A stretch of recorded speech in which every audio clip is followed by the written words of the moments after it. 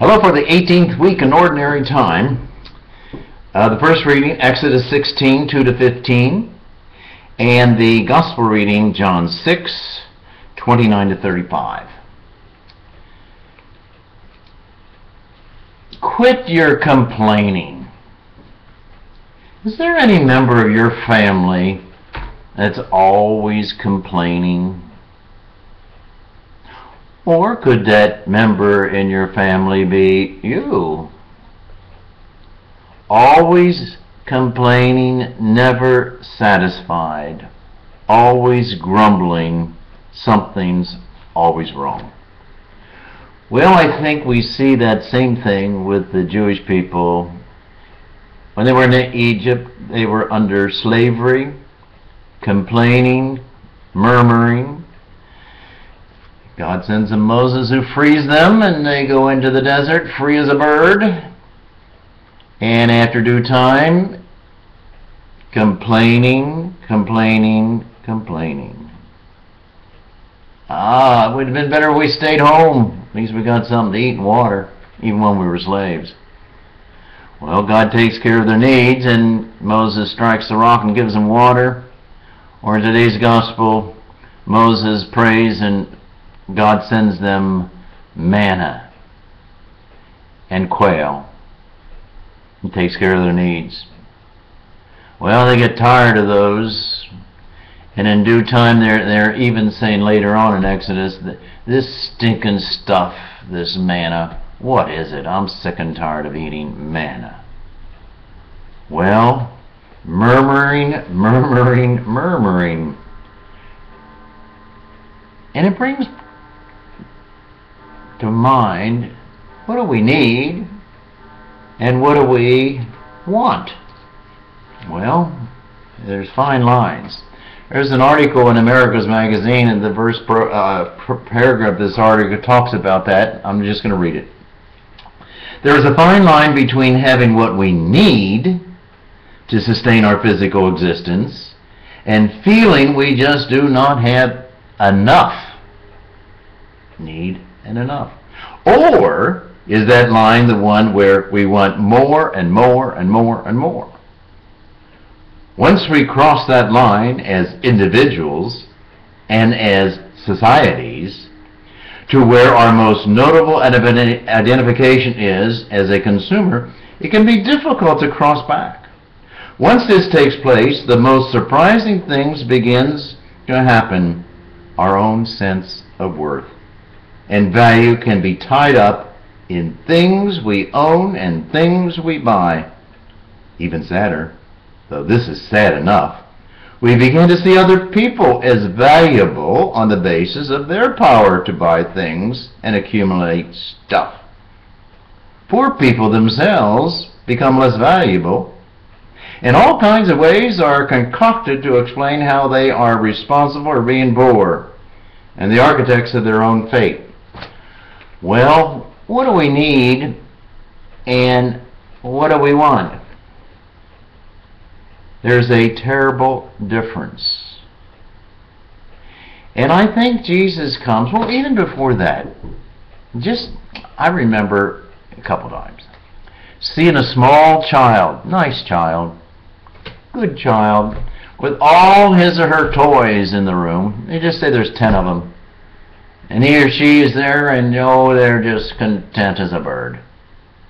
And a visitor comes, or a relative comes, and that little other child, B, goes and takes one of the 10 toys and starts to play. Well, child A says, "These are mine."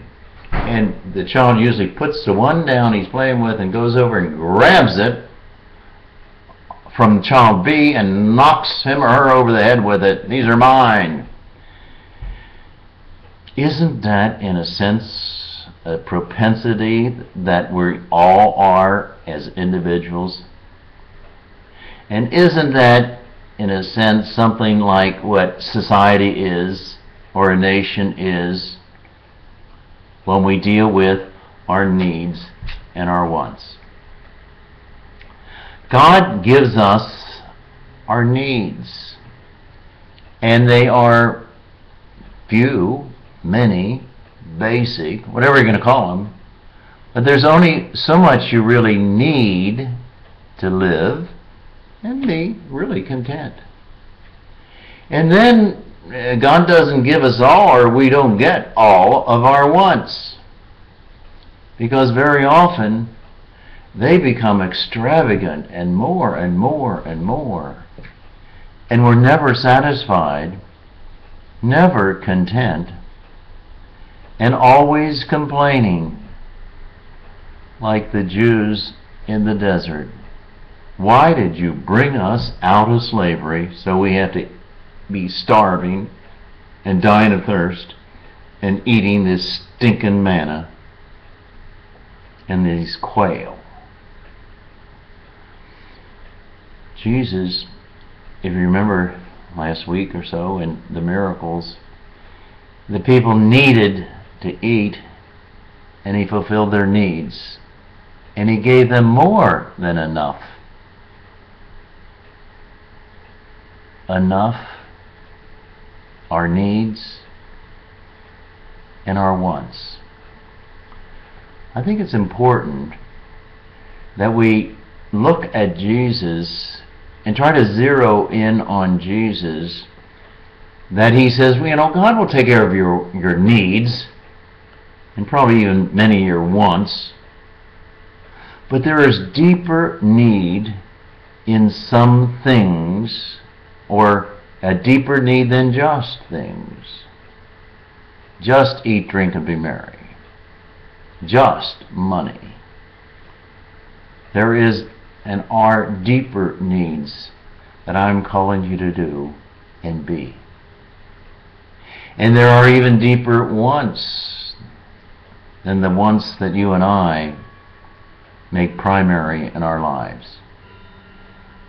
Yes, it takes the wisdom of Solomon to figure out, God, Jesus, what are my basic needs?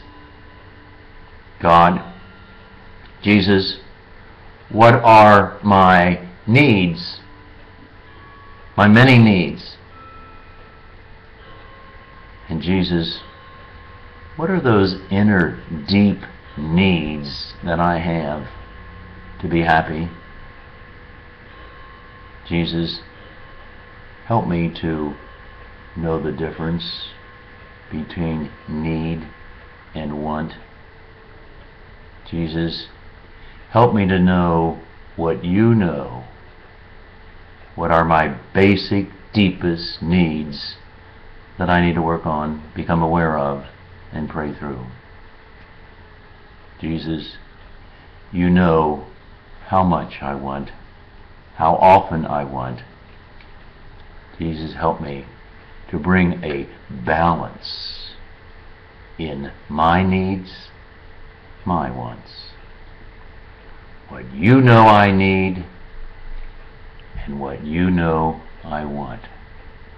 As I said, wisdom of Solomon. But I guarantee you, if you take care of your basic needs, and some of the basic needs that Jesus knows, and curtail or control some of my many wants, you and I, we're going to be happier people. We're going to be better people. And the world will be a better place to live. Have a good day.